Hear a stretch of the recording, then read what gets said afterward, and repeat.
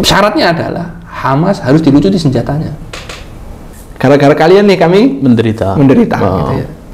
Buat apa Hamas didukung? Karena Hamas ini aja menerima bantuan dari Syiah, dari Iran. Itu bagaimana cara memandangnya, Ustaz? Perseteruan ketika Hamas ini ikut pemilu.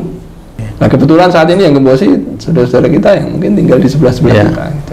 Seberapa dekat hubungan para pejuang ini dengan masyarakat Gaza? Baru punya sedikit kok sudah berani melawan. Akhirnya kan banyak korban. Hehehe. Gitu.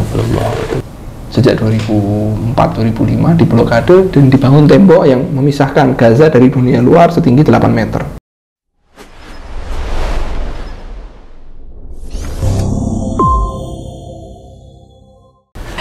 Bismillahirrahmanirrahim. FKAM Podcast, hangatkan hati, hangatkan pikiran. Alhamdulillah, akhirnya bisa podcastan lagi bersama FKAM Podcast setelah sekian lama bersama Ustadz Kholis.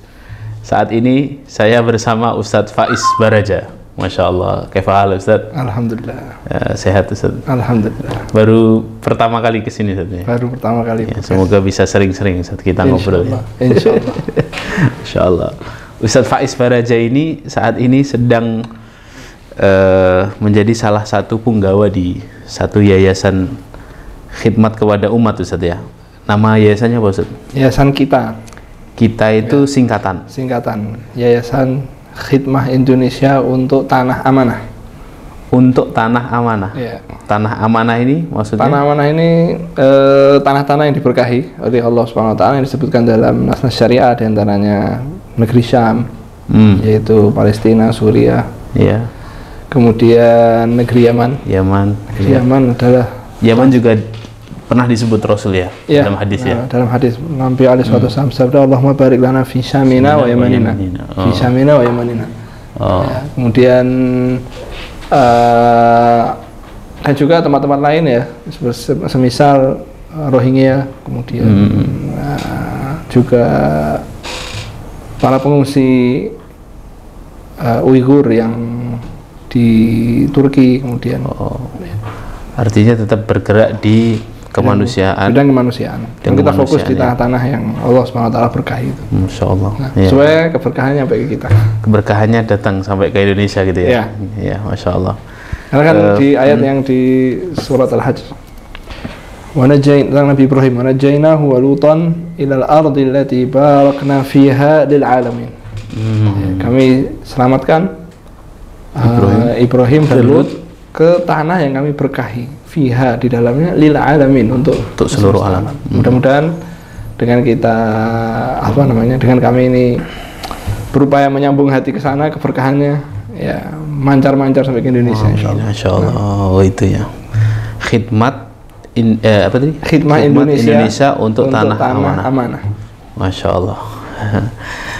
Sudah berapa lama nih yayasan ini? Yayasan ini baru 1 tahun lebih. 1 tahun ya. Tapi sudah banyak program-program kegiatan. Program-programnya lebih ke penyaluran bantuan atau amanah dari saudara-saudara kita di Indonesia untuk saudara-saudara kita yang ada di tempat-tempat tersebut. Ya, ini yang sedang hangat dan bakal terus hangat ini sepertinya Ustaz. Adalah pembahasan tentang nasib dan perjuangan saudara kita di Gaza terutama ya, dan Palestina secara umum. Kita mulai dari mana Ustaz? Kalau membahas tentang Palestina itu, apa yang perlu pertama, topik yang harus langsung dinaikkan dulu Ustaz, sebelum tertutup dengan topik-topik yang kadang kan pembahasan Palestina ini kita terkungkung hanya sekedar bahas tentang wah kasihannya mereka dibombardir, kita ngelihat video-video saudara kita kena rudal, kena bom dan lain sebagainya. Kalau bahas Palestina itu seharusnya apa yang bagi seorang Muslim ya, apa yang pertama kali harus kita bahas Ustaz?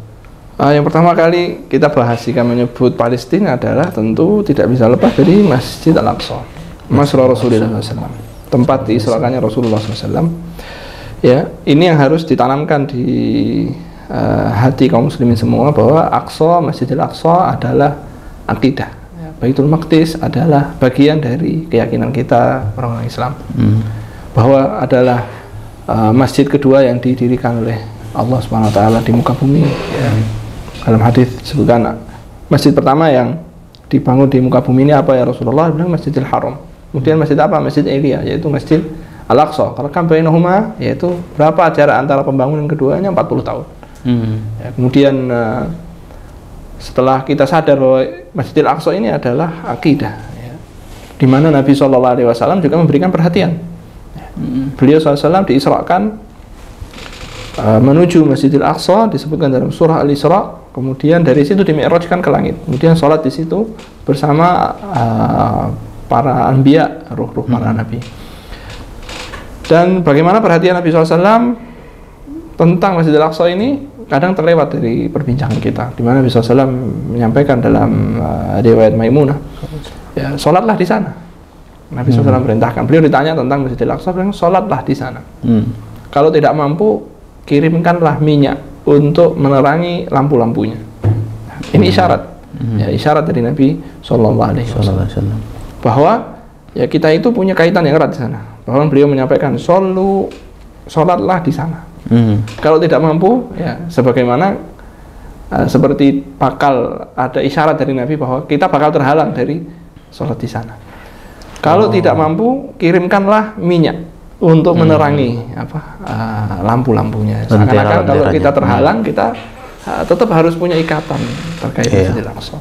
Ya. Kemudian bagaimana persiapan Nabi SAW untuk membebaskan Masjidil Aqsa dalam waktu yang sangat dini. Beliau mengirimkan tentara yang berisi 3.000 orang dalam perang yang sangat terkenal, perang Mu'tah. Ya, ini adalah langkah-langkah utama, langkah-langkah pertama Nabi SAW memberikan perhatian ke Masjidil Aqsa. Beliau kirimkan Zaid, kemudian kalau Zaid meninggal Ja'far, kalau Ja'far meninggal Abdullah bin Rawah. Ya, makanya berangkatlah 3.000 orang ini bertempur melawan 200.000 orang. Ya. Kemudian terjadi apa yang terjadi? Beliau juga melanjutkan, yaitu mengirimkan tentara Usamah, ya, tentara Usamah bin Zaid.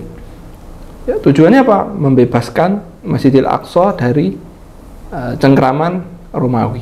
Ya, membebaskan Masjidil Aqsa dari cengkraman Romawi. Dilanjutkan oleh Abu Bakar Siddiq. Kemudian dilanjutkan oleh Umar bin Khattab, sehingga terbebaslah Masjidil Aqsa dari cengkraman orang-orang Romawi, di mana di situ dizalimi orang-orang Yahudi. Ya. Kemudian setelah diserahkan dengan kisah yang masyhur, diserahkannya kunci secara simbolik kepada Umar bin Khattab, saat itulah mulai ada Al-Ahdul Umariyah, perjanjian Umar bin Khattab dengan penduduk Baitul Maqdis dari kalangan yang bukan Muslim. Ya. Tidak boleh diganggu dan lain sebagainya. Ini sangat penting untuk kita perhatikan pertama kali sebelum membahas tentang apa yang terjadi saat ini, karena kisahnya itu bukan bermula pada 7 Oktober kemarin. Sebagian kita itu keliru ketika memandang bahwa kisah ini dimulai dari 7 Oktober ini, karena sebetulnya kisahnya sudah sangat lama.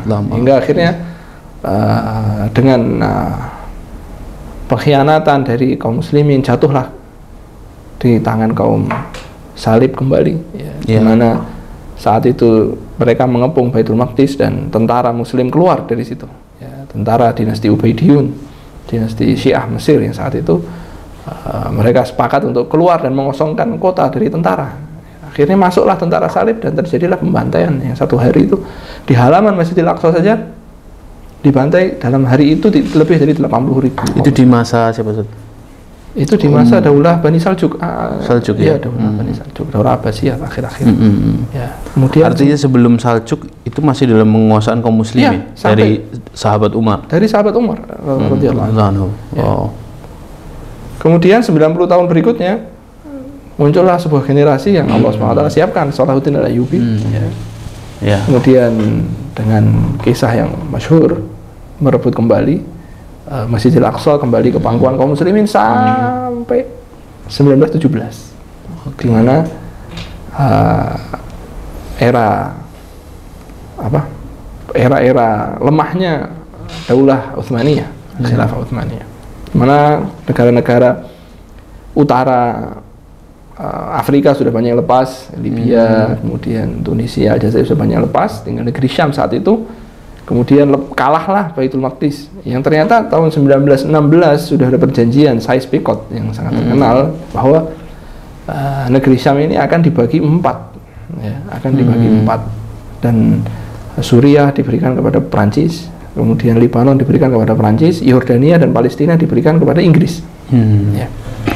Dan ternyata ya, sudah ada perjanjian antara Yahudi dengan Inggris, yaitu perjanjian Balfour, di mana Inggris punya kesepakatan dengan Yahudi Zionis, ya, organisasi Zionis, bahwa mereka akan membantu Inggris dalam perang dunia dengan imbalan nanti diberikan tempat di Palestina. Dan 1917 Jenderal Allenby memimpin tentara Inggris masuk pertama kali di Baitul Maqdis, dan uniknya ketika Inggris masuk ke situ itu disambut oleh beberapa kaum muslimin. Ya. Ini ada catatan yang harus kita pahami, bahwa ternyata penjajahan akal itu memang selalu mendahului penjajahan fisik. Di mana mereka sudah sudah dijajah pemikirannya bahwa Inggris ini lebih baik daripada Utsmaniyah yang ini lebih maju, lebih modern, mundur ke belakang, kalah perang dan lain sebagainya. Kemudian mulai masuklah Inggris. Dan beberapa catatan yang saya baca, sebelum Inggris masuk itu Yahudi sudah ada di situ dan mereka sudah mulai aktivitas membeli tanah. Ya. Dan itu masih di kekuasaan Utsmaniyah. Mulai membeli tanah, resmi membeli tanah. Siapa yang memberi izin Yahudi masuk ke situ? Kan sejak dulu atau memang di situ. Sejak zaman Umar bin Khattab dikembalikan memang lagi. Hidup secara ini ya, harmoni ya. Iya. Oleh organisasi Zionis dibiayai untuk membeli tanah, ya, beberapa tanah sudah dibeli secara legal. Ya. Dan ini siasat membeli tanah ini memang harus kita berikan perhatian di situ. Bahwa kita sebagai pemilik tanah ini tidak selayaknya mudah-mudah dalam melepas menjual tanah. Menjual tanah pun harus kita lihat kepada siapa, ya, akan dimanfaatkan apa. Ya. Kemudian sejak mulai itu 1917 secara masif Yahudi mulai didatangkan ke Yahudi yang ada di seluruh dari Polandia, dari Jerman, dari Italia, kemudian dari Amerika, mulai didatangkan perlahan-lahan ke situ. Pertanyaan, mereka tinggal di mana? Mereka tinggal di tanah-tanah yang dibeli. Dibangun pemukiman di situ. Nah, sejak Inggris di situ, Yahudi itu membuat sebuah laskar. Nah, subhanallah, saya lupa namanya, mungkin kita bisa cek nanti. Laskar itu dipersenjatai oleh Inggris, sehingga mereka mulai perampasan tanah-tanah. Jadi tahu-tahu masuk ke kampung, ya ini punya kami, kalian minggir gitu ya. Kemudian rumahnya digusur, diratakan tanah, dibangun pemukiman liar. Di atas tanah milik kaum muslimin, dan mereka mulai didatangkan lagi untuk tinggal di situ. Terus begitu hingga puncaknya 1948 tuh ya, diumumkannya sebuah pendirian negara Israel di atas tanah milik kaum muslimin. Dan terjadi perang 3 negara waktu itu kan, Israel, kemudian Suriah dan Mesir. Kemudian hasilnya apa? Dataran tinggi Golan direbut oleh Israel, kemudian Sinai direbut oleh Mesir. Oleh Israel dulu ya. Dari Mesir ya. Dari Mesir diambil oleh Israel, kalah saat itu. Bisa ya? Kenapa Israel yang kecil itu punya power yang begitu besar, Ustaz? Ya, ini unik ketika perang berikutnya, perang Yom Kippur, perang 6 hari itu ya, perang 6 hari. Itu tahun 70-an. Di mana 5 negara ya, Irak, Arab Saudi, Mesir, Lebanon, Suriah, melawan Israel 6 hari, semuanya kalah. Semuanya kalah. Ya. Dan ini menimbulkan di tahun 48 itu terjadi namanya Nakbah ya. Betul-betul kejadian memilukan, di mana besar-besaran diambil tanah. Tadi waktu sebelum merdeka itu kan sedikit rampas sedikit. Ketika berdiri negara itu besar-besaran, sehingga kaum muslimin dipaksa untuk hijrah ke tepi barat dan ke jalur Gaza. Ke tepi barat, dan selain itu sudah jadi daerah Israel. Kemudian kejadian itu terus berlanjut, terus pemukiman-pemukiman bahkan di tepi barat yang mereka dipaksa ke sana itu pun mulai digeser-geser. Geser terus. Jadi bisa ditampilkan di mana namanya? Di layar, di layar tentang perkembangan peta. Ya, dari tahun ke tahun. Tahun ke tahun itu ada. Ya. Sebelumnya Ustaz, Israel ini atau Yahudi ini yang tadinya tidak punya tanah itu, mereka bercokol di mana Ustaz? Penyebarannya di mana? Dan dulu sejarahnya gimana Ustaz? Dulu kan mereka kan Bani Israel kan, Bani Israel yang dulu memang hidup berkecimpung dari kisah-kisah para nabi itu kan kita tahu kan ya, di tanah Palestina, kemudian Mesir, kemudian Nabi Musa diperintah Allah bebaskan Bani Israel. Nah, itu setelah itu cerita mereka kemana Ustaz? Ya mereka ceritanya kan terus berlanjut sampai ke apa namanya, sampai ke Nabi Dawud dan Tolut dan Jalut. Kemudian setelah itu berdirilah kerajaan Sulaiman. Kemudian setelah Nabi Sulaiman alaihissalam meninggal, kemudian terpecahlah menjadi kerajaan utara dan selatan. Kemudian masing-masing yang utara berbuat kerusakan, kemudian Allah datangkan musuh-musuh mereka yang menguasai mereka. Kemudian selatan juga pun sama, ya, sampai akhirnya mereka menyebar ya. Mereka itu kalah. Di antaranya yang ditafsirkan di dalam surat Al-Isra, fa idza jaa wa'du ulahuma ba'athna 'alaikum 'ibadan lana. Kalau kita lihat bukan ibadana tapi ibadan lana. Jadi ketika mereka berbuat kerusakan pertama kali itu kan kami akan mengutus hamba-hamba milik kami, bukan hamba kami tapi hamba-hamba milik kami. Hambanya Allah tapi bukan dari muslim. Kalangan muslim. Ya. Makanya di situ ibadan lana. Di antara para mufassirin menyebutkan mereka itu adalah Babilonia dan dipimpin oleh Nebukadnezar II waktu itu. Bumi hanguskan gitu ya. Di bumi hanguskan. Ditawan orang-orangnya. Dibantai dan sisanya ditawan di Babilonia.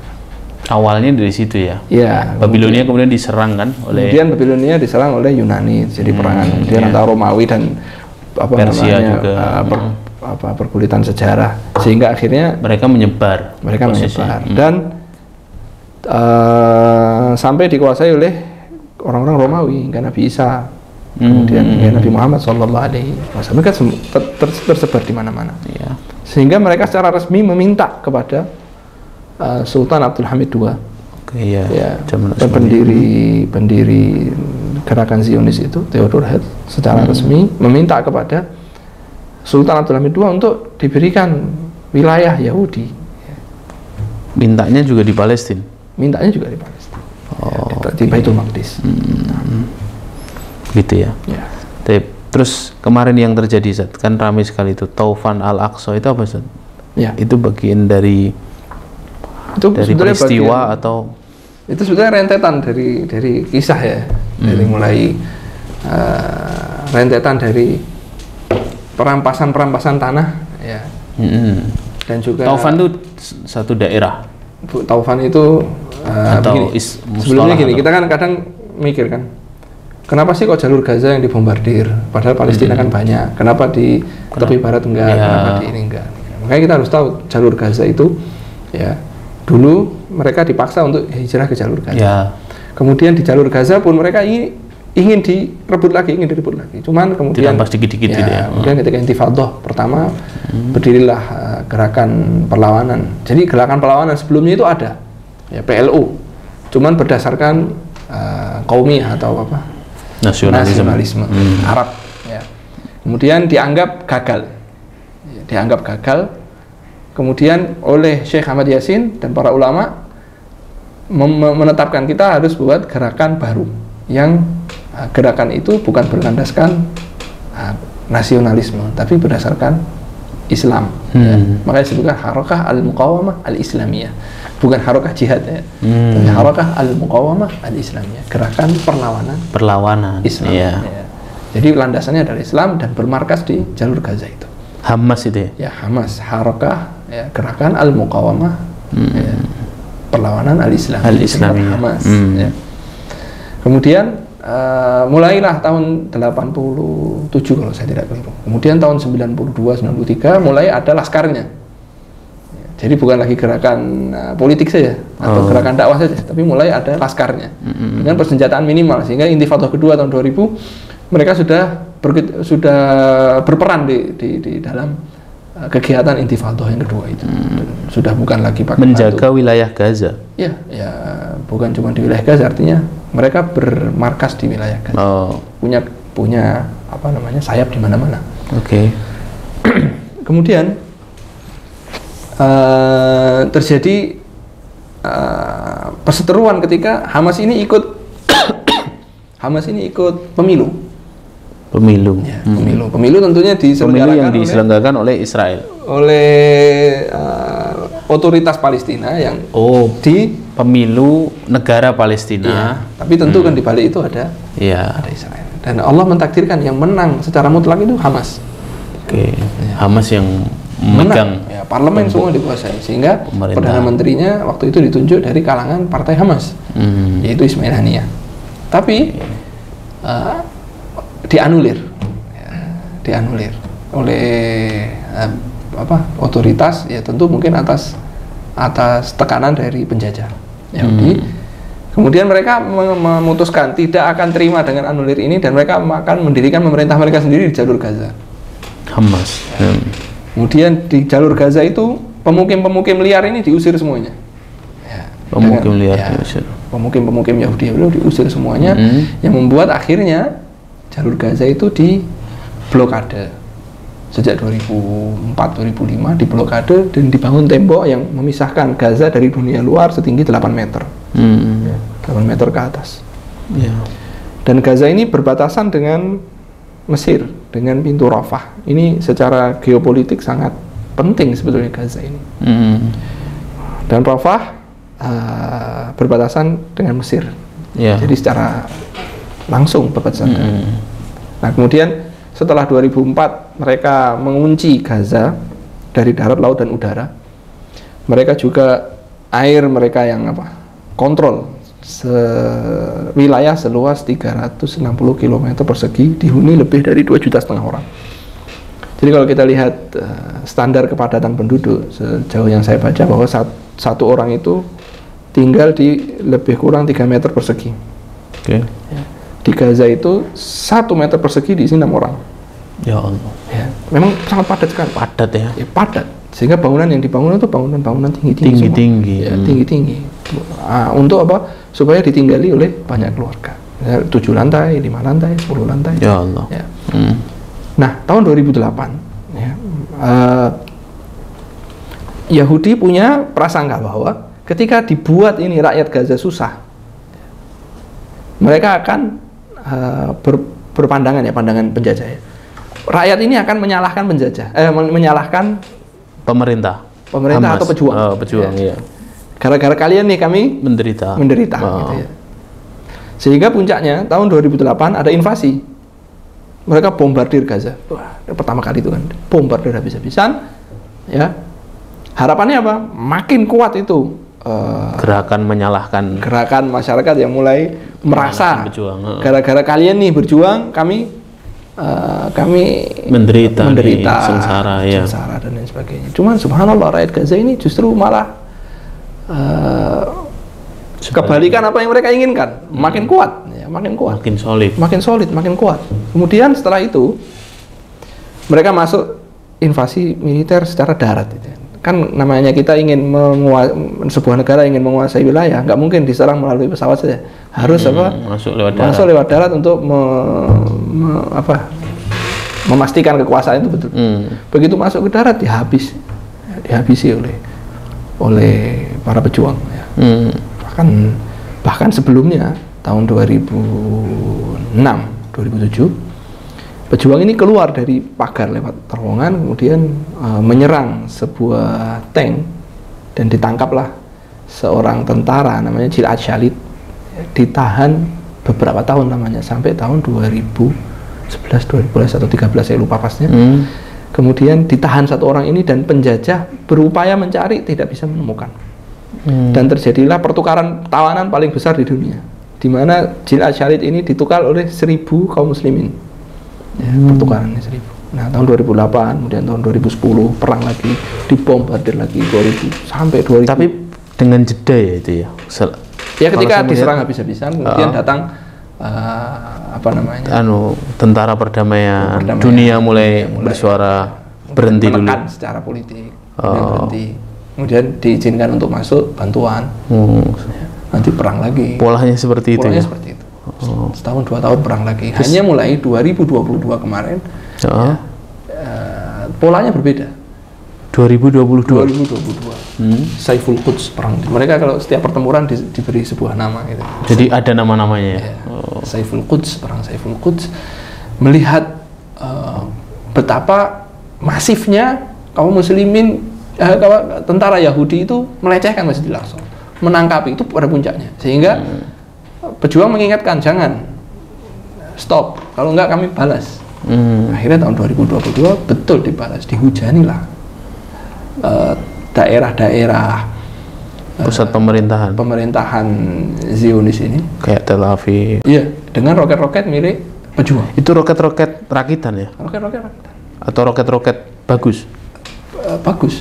Ya. Nanti ada cerita diungkap oleh TV Al Jazeera bagaimana mereka mendapatkan roket-roket itu. Di antaranya adalah mereka meneliti bahwa pernah terjadi kapal Inggris itu di Perang Dunia Pertama karam di dekat perairan Gaza. Dan itu diambil, mereka menyelam mencari dan menemukan banyak dari bahan-bahan peledak itu masih bisa dipakai. Dan itu diungkap setelahnya. Ya. Kemudian pipa-pipa dari jaringan-jaringan air yang ingin diambil dari Gaza untuk dimanfaatkan ke tempat-tempat penjajahan yang lain itu ketemu. Akhirnya pipa-pipa itu diambil untuk apa? Untuk dilempar kembali ke. Dan juga di perang-perang sebelumnya bom-bom yang dilemparkan itu nggak semuanya meledak, bisa dimanfaatkan, sehingga hulu ledaknya itu bisa diambil kembali.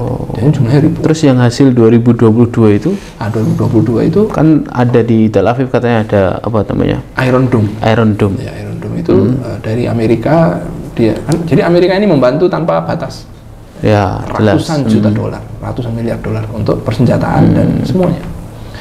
Iron Dome ini digunakan untuk menangkis secara otomatis serangan roket-roket itu. Dan tidak semuanya bisa ditangkis. Di 2022 itu. Bahkan kemudian setelah itu 2022 sampai 7 Oktober itu terjadi tenang. Ya ada tetap pelanggaran-pelanggaran yang atau kejahatan-kejahatan yang di perampasan tanah. Perampasan tanah itu terus. Itu perampasan tanah di sekitar Gaza itu, di sekitar jalur Gaza. Jalur Gaza sudah tidak bisa. Mereka tidak punya kekuasaan di jalur Gaza. Itu perampasan tanah di masyarakat Palestina di luar, di tepi barat. Ya. Di sekitar Masjidil Aqsa, daerah-daerah di Sebelum kita lanjut ke 7 Oktober, Ustaz, warga Palestina yang ada di luar jalur Gaza, mereka masih hidup dengan agamanya, dengan syariatnya, dengan ibadahnya. Masih. Bentuk penjajahannya seperti apa? Tadi itu, mereka tidak bebas. Misalnya mau melakukan apa yang diinginkan, tanah tahu-tahu dirampas, kemudian mau tahu-tahu jalan ditutup, mereka ditangkap. Sekolah tidak boleh, misalnya tiba-tiba begitu. Kemudian mau ke Masjidil Aqsa tiba-tiba ditutup, nggak boleh. Ini ada perayaan Yahudi, gitu ya. Mereka marah, nggak boleh seperti itu kan. Ini masih milik kaum muslimin. Gimana Yahudi kafir mau melakukan perayaan-perayaan Yahudi, ada yang menyembelih menyembelih kambing di Masjidil Aqsa. Ini semua mereka merasa Masjidil Aqsa ini milik kami gitu. Mereka mempertahankan sehingga sampai sekarang ada lebih dari 6.000 kaum muslimin tinggal di penjara-penjara Zionis. Di antaranya anak-anak. Anak-anak. Karena perlawanan itu. Kadang-kadang anak-anak itu mau sekolah ditangkap gitu aja. Ya Allah. Anak kecil, perempuan. Kadang anak mereka itu berani. Mereka ketika diseret begitu mereka marah. Ketika melawan ditembak mati. Bahkan ada video anak perempuan suruh buka hijabnya, mereka nggak mau anaknya. Kemudian sampai akhirnya terjadi cekcok mulut, anak itu mati, ditembak. Tembak langsung di tempat. Tembak langsung di tempat dan mati. Dan apa yang terjadi? Zionis itu Habis itu masih berdiri di situ, dan di antara mereka ada yang minum kopi di situ. Sudah bukan seperti manusia lagi. Seperti manusia. Bahkan bukan seperti hewan. Kalau kita lihat ada hewan mati di depan kita kan gimana masih kita urus kan? Ya Allah. Keliru ketika kita melihat sebetulnya yang terjadi adalah dari 7 Oktober itu keliru. Sebentar, 7 Oktober itu pemicunya apa Ustaz? Taufan itu tadi? Toufanul Aqsa itu adalah sebuah tadi ya, istilah yang dibuat untuk satu perang. Ini operasi militer yang dilancarkan oleh pejuang. Sehingga tidak ditanyakan kenapa mereka melancarkan operasi militer. Itu keliru gitu loh. Karena ini sudah terjadi sih. Apa sebabnya? Ya. Apa sebabnya? Kenapa kok tahu-tahu mereka menyerang gitu. Oh, nggak ada apa-apa kok menyerang. Itu kan sebuah pertanyaan yang menunjukkan orang yang menanyakan itu tidak paham apa yang sedang terjadi di sana. Dan parahnya kita sudah tahu semua bahwa al-qaidah dalam menghukumi sesuatu kan al-hukmu ala syai'in far'un an tasawwuri. Menghukumi sesuatu itu adalah cabang dari gambaran kita terhadap sesuatu. Jika kita tidak mengerti gambaran yang tepat pada suatu masalah, kemudian kita menghukumi, tentu hasilnya akan apa? Meleset, nggak akan mengenai kebenaran. Kenapa? Karena gambaran dalam masalahnya nggak jelas gitu. Iya. Baik. Kemudian seharusnya bagaimana Ustaz? Maksudnya hari ini kan juga tersebar syubhat itu ya, bahwa ini gara-gara Hamas nih duluan nyerang cuman 10, 20, 30 roket, habislah akhirnya Gaza, ya kan? Dibalas Israel yang didukung dana tidak ada batasnya dari Amerika. Itu bagaimana Ustaz? Nah, itu yang pertama, mereka itu melihat dari 7 Oktober ini. 7 Oktober aja. 7 Oktober aja. Bahwa seakan-akan kifah atau perjuangan mereka itu dari 7 Oktober. Mereka sudah berjuang lama, sudah melakukan hal itu sejak lama. Dan kita harus tahu bahwa Gaza ini sebuah tempat yang sangat strategis. Dan mereka ingin Gaza ini kosong. Kalau tidak diambil oleh Yahudi, mereka ingin kosong. Dan sisi Rafah itu sekitar 50 km persegi sudah kosong. Diminta oleh Israel untuk mengosongkan tempat itu, sehingga kaum muslimin di situ digusur oleh Mesir. Istilahnya buffer zone, jadi zona kawasan kosong.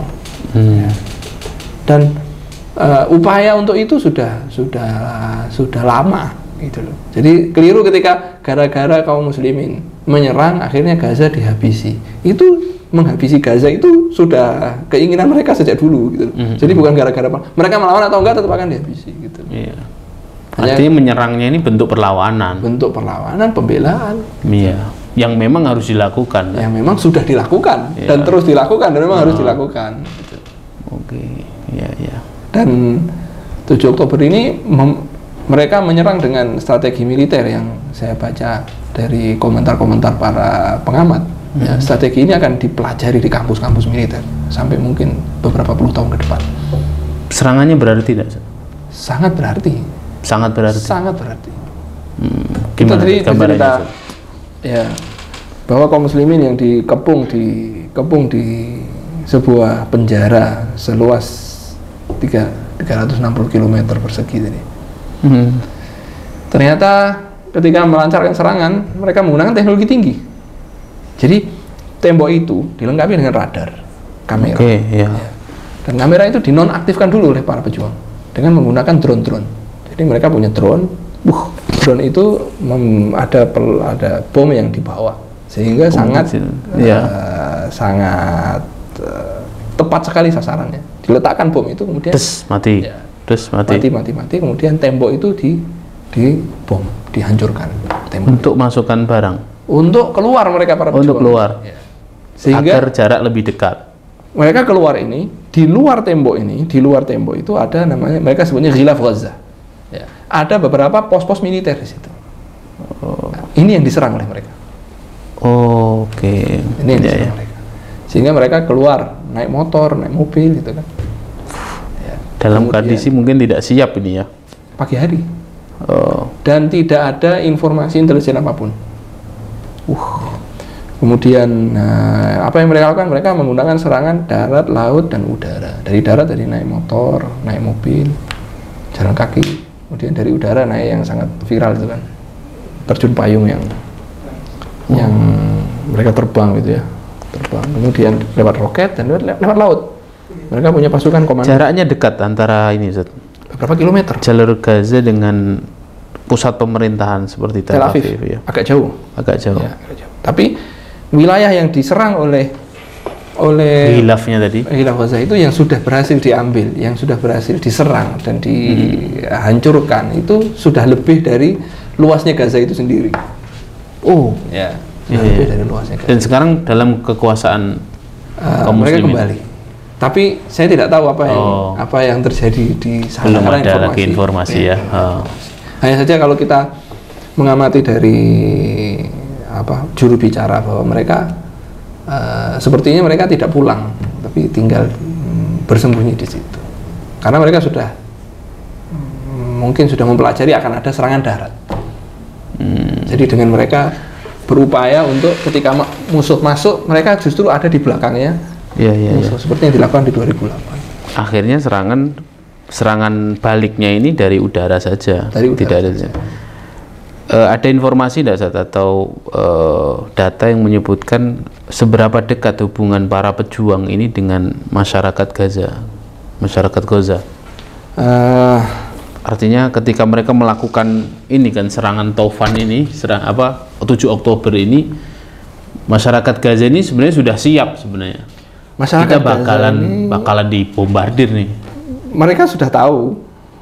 Tapi kita yang menarik adalah bagaimana sambutan masyarakat Gaza pada khususnya dan masyarakat Palestina pada umumnya dan kaum muslimin pada umumnya. Ya. Saat itu dalam hari itu operasi 6 jam militer itu lebih dari 1.000 orang tentara itu mati, informasi yang sampai 1.000 tentara Israel. 1.000 tentara Israel. Ya.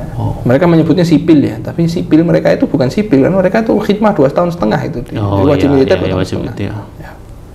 Itu lebih dari 1.000. Sipil itu kan bahasa publiknya mereka agar menyalahkan pejuang, orang sipil dibunuhin begitu ya. Tapi perempuan dan anak-anak tidak dibunuh. Tidak. Termasuk cerita yang tawanan nenek-nenek itu ya, yang kemarin. Bahkan ada cerita menceritakan mereka yang sempat para pejuang itu masuk ke rumahnya. Apa yang terjadi di rumahnya? Ya, dia cerita, para pejuang tenang, kami tidak akan menyakiti kami orang muslim. Mereka duduk di rumah saya sampai 1,5 jam. Bahkan dan mereka menggeledah rumah saya, ada pisang di dapur. Ya. Para pejuang itu bilang, boleh saya makan? Silahkan. Silahkan. Iya. Gitu. Artinya sampai pisang saja mereka izin. Padahal kalau kita baca kaidah-kaidah saya itu halal itu.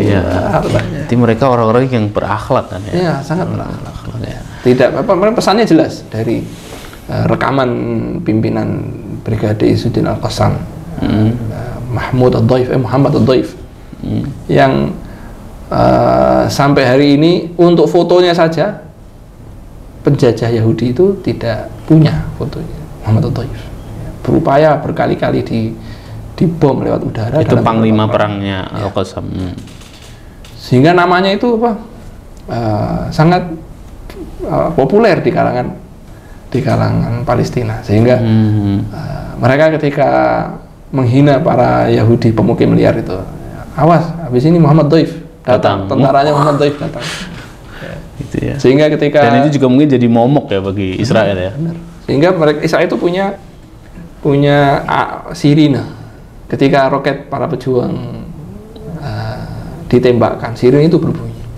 Dan terlihat sekali, kontras sekali bagaimana sikap para Yahudi pemukim liar dan para kaum muslimin ya. Mereka itu menyambut roket waktu tahun 2002 peperangan Saiful Quds. Ya, ketika kaum muslimin ditangkapi, ditembakin, dipukulin di Masjidil Aqsa, roketnya itu ditembakkan, itu mereka tuh senang berteriak, takbir, kami semua tentara Muhammad Daif, kami semua tentara Muhammad Daif gitu. Ya. Ini justru sangat kontras dengan sikap sebagian kaum muslimin yang menyalahkan. Ya, dia nggak tahu apa-apa, nggak ada di situ. Ya. Sebagian kaum muslimin bilang menyalahkan, mereka ini pejuang. Saya penting menanyakan ini karena ya tadi Ustaz, ada sebagian kaum muslimin yang tidak tahu, tidak punya gambaran, kemudian menghukumi dan lain sebagainya, dan bahkan ada tuduhan yang serius menurut saya bahwa buat apa Hamas didukung, karena Hamas ini aja menerima bantuan dari Syiah, dari Iran. Itu bagaimana cara memandangnya Ustaz? Kita sebagai kaum muslimin, Ustaz. Ya. Itu dua sisi yang harus kita tahu. Bagaimana sikap rakyat Gaza itu sendiri. Sikap rakyat Gaza itu sendiri bahwa hari ini kita lihat sudah ada 7.000 sampai pagi tadi 7.024 nomor yang diumumkan korban jiwa di Gaza. 7.024. Ya Allah. Apa yang mereka ucapkan ketika mereka keluar dari reruntuhan, diberi kabar anaknya 6 meninggal, anak saya meninggal, apa namanya, sikap mereka itu penting untuk disiarkan. Bahwa mereka semua bilang kulluna fida li Aqsa, kulluna fida lil muqawamah, bahkan dia bilang kulluna fida li Muhammad Dhaif. Kami semua ini, kami korbankan semua untuk muqawamah, untuk perlawanan. Kami korbankan semua untuk Masjidil Aqsa. Kami korbankan semua untuk Muhammad Dhaif. Itu catatan penting. Itu orang awam. Ya. Masyarakat grassroots lah ya. Grassroots. Sangat menyadari pentingnya muqawamah, perlawanan. Dan muqawamah itu perlawanan. Kita lihat di Aljazair, berapa kaum muslimin yang meninggal saat ingin merebut kemerdekaan? 3 juta orang. Ada yang angka menuliskan sampai 6 juta orang.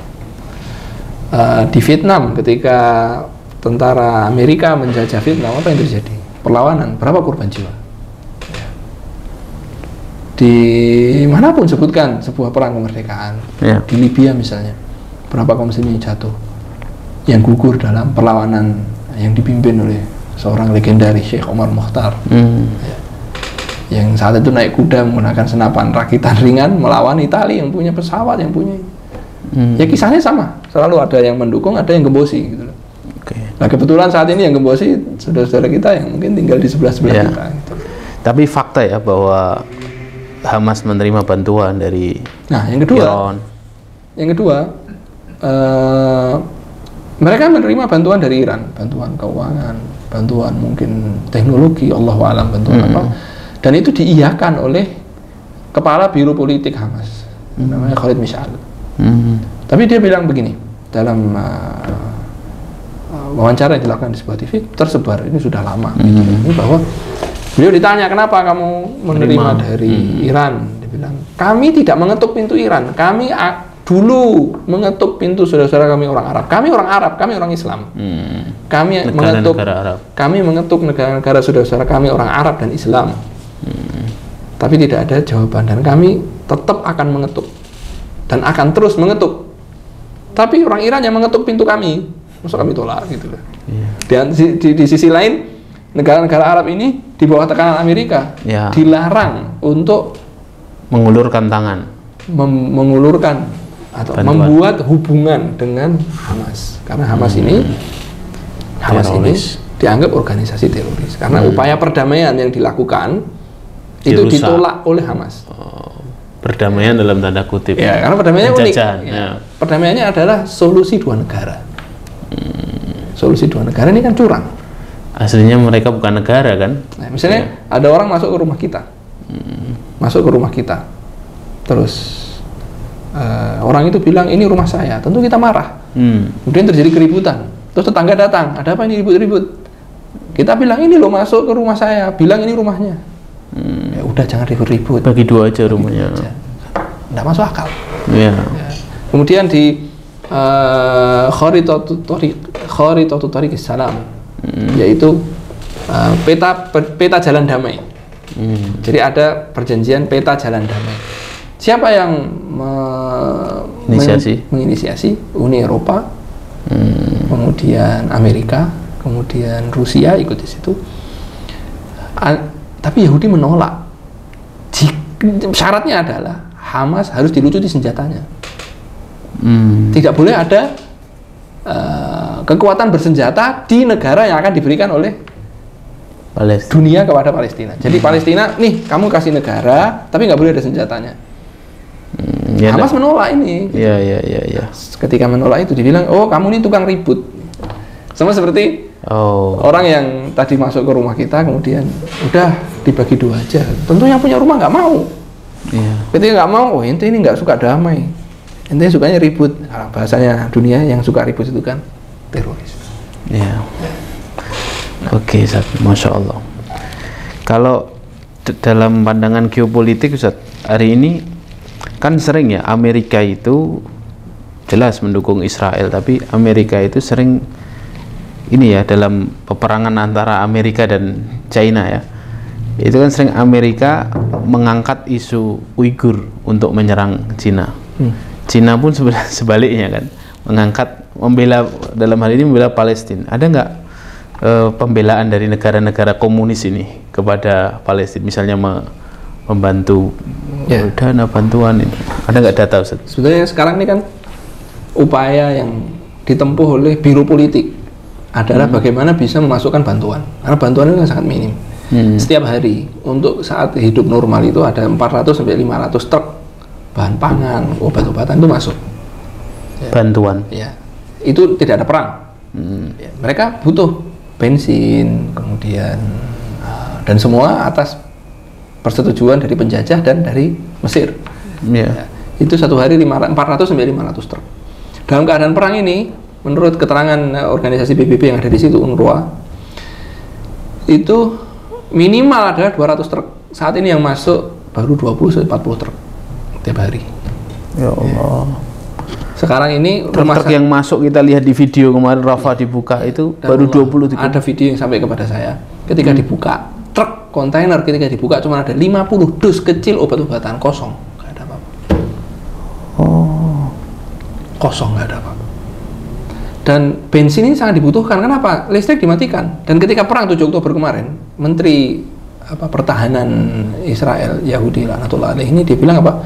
Kami akan putus listrik, kami akan putus air dari Gaza. Kami ini sekarang antum tadi nyebut mereka memperlakukan seperti hewan, dan itu disampaikan. Kami memperlakukan mereka seperti hewan. Gitu. Ya Allah. Jadi Gaza ini dianggap yang tinggal di situ hewan. Ya Allah. Nah, kemudian, biro politik menggunakan cara-cara yang mungkin mereka sudah tempuh. Di antaranya sekarang sedang diundang ke Rusia. Ada pertemuan dengan Rusia. Mereka sekarang ada biro politiknya Hamas. Ya, diundang ke Rusia. Dan ini sangat membuat Amerika jengkel gitu. Iya, pastinya. Tapi ya itulah perang. Iya. Karena bagi Rusia sangat positif adanya isu Amerika. Ini, iya. Amerika yang sekarang akan fokus membantu Israel dalam peperangan ini, akan teralihkan dari Ukraina yang sekarang sedang ada perang langsung dengan Rusia. Ya. Dan juga Cina dan Taiwan, karena Taiwan ini kan dibantu oleh Amerika. Cina merasa termanfaatkan. Namanya politik dunia itu akan melihat. Iya. Akan melihat. Kalau antum melihat Ustaz, ke depan akan bagaimana Ustaz? Palestina dan Israel ini tentunya, maksudnya. Ada kejadian penting sebelum perang ini. Kan perang ini 7 Oktober ya. Di bulan Agustus. Seingat saya tanggal 15 Agustus. Ada kejadian penting. Sebuah festival terjadi di Gaza. Namanya Safwatul Hufaz. Hafid-hafid pilihan. Ini sebenarnya sudah terjadi sebelumnya, tapi yang kemarin ini sangat fenomenal, di mana mereka membuka pendaftaran hafid-hafid Al-Quran untuk mengikuti festival setoran Al-Quran 30 juz sekali duduk. Dan pendaftar yang Safwatul Hufaz 2, yang Safwatul Hufaz pertama itu yang daftar 500 sekian puluh tahun sebelumnya. Safwatul Hufaz 2 itu yang daftar 1471. Di sebuah tempat kumpul, mereka habis subuh start setoran sampai maghrib khatam 30 juz sekali duduk, dan dari segala kalangan, laki-laki maupun perempuan, paling kecil anak umur 8 tahun, paling besar kakek-kakek umur 78 tahun. Ya Allah. Dari dokter, kemudian para dai, kemudian perawat, kemudian muhami atau pengacara, kemudian arsitek, kemudian itu semua ada di situ, kumpul di situ semuanya. Ibu-ibu dari yang mulai punya anak satu dibawa silakan nanti bisa ditayangkan Safwatul Hufaz video-videonya, gimana rakyat Gaza ini dalam keadaan terkepung, mereka sudah mempersiapkan diri dengan apa? Membuat ikatan yang kuat dengan Allah Subhanahu wa taala. dengan Al-Quran. Jadi menghafal Al-Quran itu mungkin di sana nggak pakai pesantren tahfidz seperti kita, tapi kelasnya itu kelas TPA lah atau rumah Quran. Tapi wisudanya itu hafid Quran. Dan sangat banyaknya hafid Quran ini, mereka merasa terpanggil untuk membuat sebuah acara yang memancing mereka untuk tetap memurojaah Al-Quran. Ya Allah. Di antaranya dengan diadakannya festival acara itu Sofwatul Huffaz. Dimana kalau 1471 otomatis yang nyimak juga 1400. Artinya hari itu saja berkecimpung 3000-an hafid Al-Quran. Ya, tentu jumlah realnya itu sangat banyak. Itu per orang ya, belum nanti satu orang ini dia punya keluarga kan ya. Yang mustahil kalau ayahnya ngafal Quran, istri, anaknya yang ikut itu kan, yang ikut cuman yang ikut yang hafid 30 juz sekali duduk kan ya. Yang lain tentu sebenarnya iya. Artinya apa hubungannya dengan Palestina di masa depan, Ustaz? Saya melihat dua sisi. Yang pertama, saya teringat suratul Taubah. Suratul Taubah itu adalah suratul Fadhihah, ya, membongkar. Ya, memang kejadian yang besar itu biasanya membongkar sikap asli seseorang. Ya. Tabir itu terbuka. Di antaranya perang 7 Oktober ini, ya, dan 7.000 nyawa yang melayang ini, insya Allah syahid. Yang kita tidak sedih terhadap nyawa yang melayang. Insya Allah mereka sekarang, kita mungkin sedih sekarang. Ya bukan tidak sedih, artinya tidak terlalu sedih menangisi 7.000 yang, karena mereka sekarang sudah berbahagia insya Allah. Insya Allah. Cuma yang kita sedih adalah mereka yang tidak meninggal, yang mereka sekarang yang terluka dan cacat ya. Ini membongkar kedok banyak orang ya, yang ternyata kita lihat dia mungkin dai yang mendakwahkan kita itu harus tabayun dan lain sebagainya. Ketika terjadi hal seperti ini, lisan mereka tiba-tiba berbalik.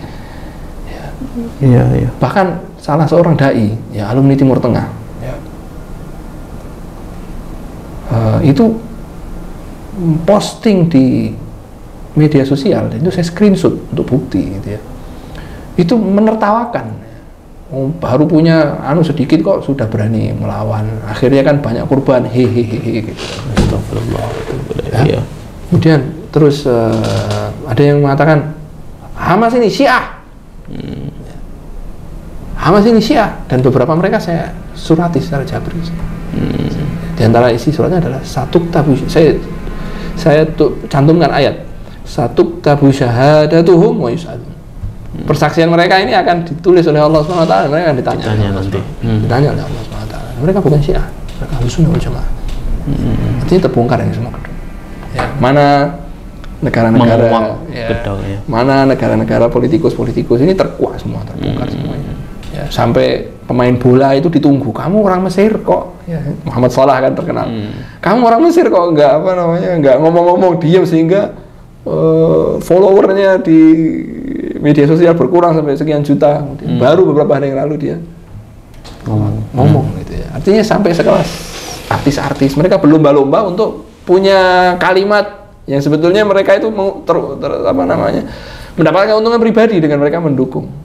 Sehingga dukungan masyarakat kepada mereka akhirnya narasi ini harus diikuti gitu, saking besar ya. Tapi Allah bongkar. Dan realitanya kita mengatakan Israel mengontrol Palestina, Amerika menjajah Palestina.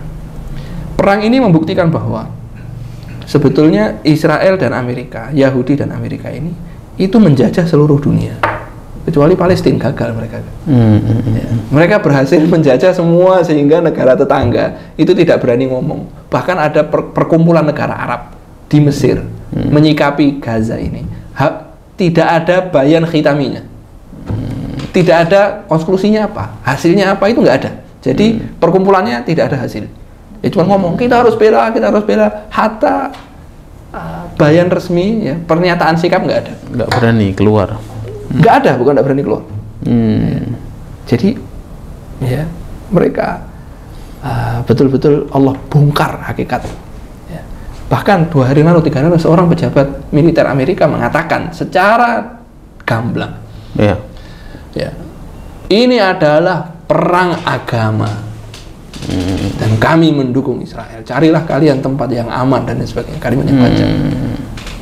di saat yang sama negara Islam dan negara Arab, dan yang saya maksud ini pemerintahan, itu malu-malu untuk membuat hubungan resmi dengan pejuang. Sehingga bantuan pun ketika hari pertama, kedua, ketiga dibombardir itu, bantuan itu dari Mesir itu menyatakan, bantuan sudah kami mau masukkan tapi nggak boleh sama Israel. Ya. Jadi Al-Fatihah betul-betul membongkar kedok. Ini hikmah yang pertama. Yang kedua, ada hadis Nabi SAW yang sangat terkenal, yaitu hadis Ta'ifah Mansurah.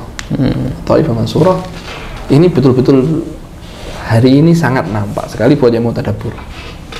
Buat yang mau mentadabburi hadis Nabi SAW ini. Dengan riwayat yang banyak sekali redaksinya, diantaranya la tazaru ta'ifatun min ummati yuqatiruna 'alal haqqi. Akan tetap ada satu kelompok dari umatku berperang di atas kebenaran, mansurin, mereka tertolong. La yadurruhum man khadzalahum. Tidak berdampak negatif buat para pejuang itu orang-orang yang khadzalahum. Apa itu? Khudlan itu meninggalkan, menolong. Jadi menelantarkan. Artinya akan ada yang menelantarkan mereka. Wala man khalafahum, dan yang menyelisih mereka. Artinya hari ini di muka bumi hari ini, kelompok yang melawan atau berperang melawan orang-orang kafir hari ini itu siapa? Ya, dulu ada Taliban, Allah sudah menangkan, sudah menjadi, Allah usir penjajah. Ya, sekarang siapa? Ya, nggak ada selain pejuang Palestina itu. Dan bukan Hamas saja ya, ada Saraya Al-Quds, ada Harokat Jihad Islami. Hanya mereka ini sekarang, saat ini yang punya front terbuka langsung dengan orang-orang kafir yang ingin menjajah negeri Islam. Nah, bahwa mereka akan ditinggalkan, mereka akan ditelantarkan, mereka akan diacuhkan oleh saudara-saudara mereka sendiri. Hari ini hadis-hadis itu nampak jelas, dan insya Allah potongan hadis itu akan mansurin dengan selalu ditolong dengan caranya Allah. Terakhir Ustaz, apa yang harus kita lakukan Ustaz? Nah, ini penting ini. Kita ini kan nggak bisa ngangkat senjata, jarak kita jauh. Ya. Terus kemudian kita ya tadi kadang-kadang keadaan membuat kita malu-malu. Kita kan baru speak up ini kan juga karena yang lain speak up gitu. Ada kan yang posisinya seperti itu Ustaz. Ya. Apa yang harus dilakukan Ustaz? Ya. Ini menarik. Kita tuh sudah sejak lama memang berkecimpung di apa ya, ibaratnya donasi kemanusiaan. Ketika ada perang itu selalu, Ustaz masih buka donasi untuk Palestina kan? Iya, selalu begitu. Tanyanya, masih buka donasi? Sebenarnya kita buka terus sampai merdeka insya Allah. Jadi ada perang, nggak ada perang, mereka itu juga butuh bantuan gitu. Iya. Ya. justru pas ada perang, bantuan nggak bisa masuk. Iya kan? Iya. 20 kontainer isinya 50 dus. Satu kontainer dibuka isinya. Artinya, saya pertanyaan ini mengganggu. Ustaz, masih adakah? Masih bukakah donasi? Kita buka terus sampai merdeka ya sih. Ya.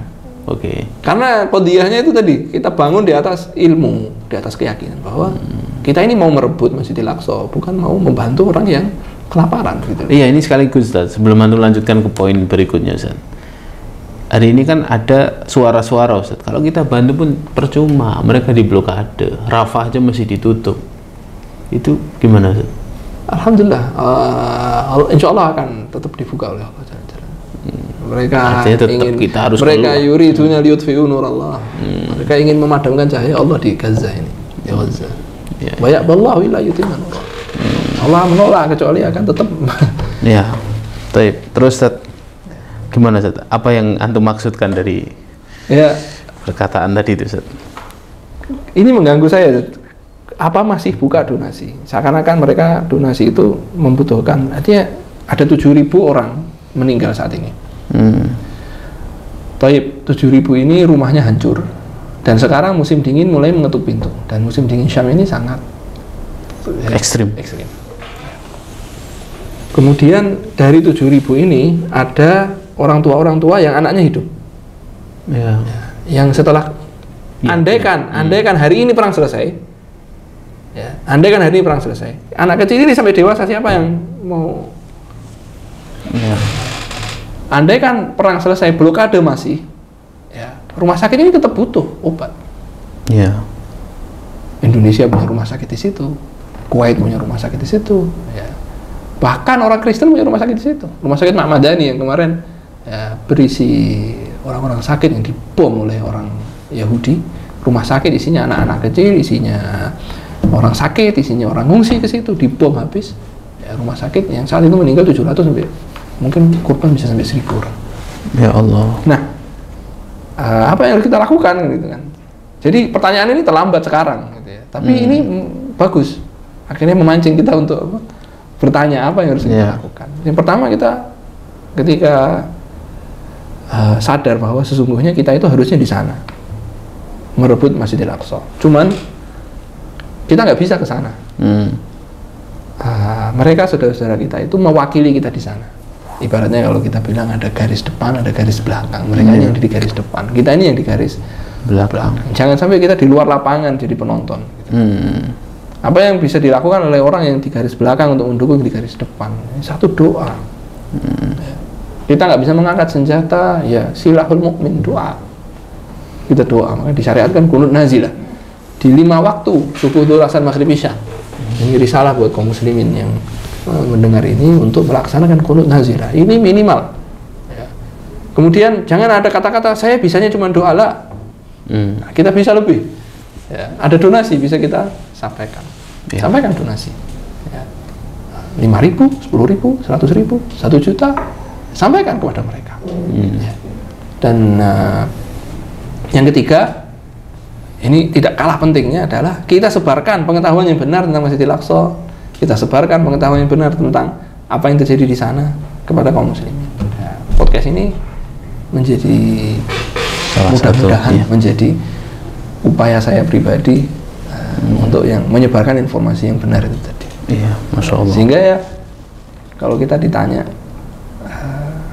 kamu udah berbuat apa? Ya, meskipun sambil malu-malu kita jawabnya ini, cuma bisa podcast, bisa donasi, bisa doakan, tapi daripada enggak. Ya, Ustaz.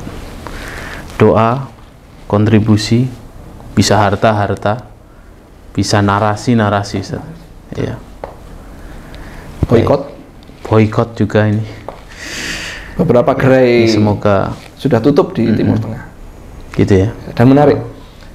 Di Al Jazeera, saya baca di Al Jazeera, meskipun bahasa Inggris ya tak terjemahkan. Di situ disebutkan bahwa gerai-gerai, ini buat merek boleh nggak sih? Boleh, Ustaz. Nggak apa-apa, Ustaz. Gerai-gerai McDonald di Abu Dhabi, di Timur Tengah lah ya. Itu mereka membuat pernyataan statement resmi. Kami tidak mendukung. Kami menolak adanya pembantaian di Palestina. Dan yang unik lagi, mereka menyisihkan uang untuk menyumbang untuk para korban perang. Ya, untuk menyelamatkan pasar mereka itu. Iya. Tapi di sini kita mendengar adanya tindakan penolakan itu saja. Tapi mereka untuk bantuan yang di Indonesia ini belum ada. Iya. Tapi senjata boykot ini ternyata lumayan menggentarkan, sehingga mereka buru-buru sebelum diboykot ini harus buat statement. Baik, Ustaz. Terima kasih banyak Ustaz Faiz atas wawasan buat kita semua ini tentang cara pandang melihat Palestina dari sudut pandang kita, dari sudut pandang keimanan kita, ya. Semoga menambah ghirah kita untuk selalu berada di atas kebenaran di pihak yang benar, Ustaz, ya. Seperti itu. Ini mungkin podcast kita, Ustaz, ya. Terima kasih banyak Ustaz Faiz sudah mampir ke FKM Podcast. Insyaallah jangan kapok-kapok Ustaz ke sini. Nanti lain waktu kita bahas topik-topik yang lain insyaallah ya. Insyaallah. Ya. Barakallahu fikum. Demikian FKM Podcast. Saya bersama Ustaz Faiz Baraja. Assalamualaikum warahmatullahi wabarakatuh. Waalaikumsalam warahmatullahi wabarakatuh.